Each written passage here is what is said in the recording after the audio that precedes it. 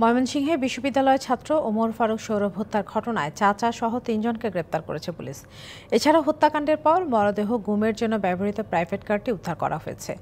দুপুরে এক সংবাদ সম্মেলনে এসব কথা জানান পুলিশ সুপার মাসুদ আহমদ ভূঁইয়া। তিনি বলেন, সোমবার রাতে ঢাকা ও ময়মনসিংহের ধোবাউড়া থেকে সৌরভের চাচা অবসরপ্রাপ্ত সেনা সদস্য ইলিয়াস আলী, তার শ্যালক আহাদুজ্জামান ফারুক ও ড্রাইভার আব্দুল হান্নান আগনকে গ্রেপ্তার করা হয়। গত 12 মে ইভা গোপনে স্বামীকে রেখে চাচাতো ভাই ওমর ফারুক সৌরভকে বিয়ে করে, কিন্তু ইভার পরিবার মেনে না নেয় গত শনিবার ইলিয়াসের ছেলের মৃদুল চাচাতো ভাই সৌরভকে ময়মনসিংহের বাসায় ডেকে নিয়ে তাকে হাত পা বেঁধে মাথায় আঘাত করে হত্যা করে। পরে তার মরদেহ টুকরো করে লাগেজে ভরে সুতিয়া নদীতে ফেলে দেয়।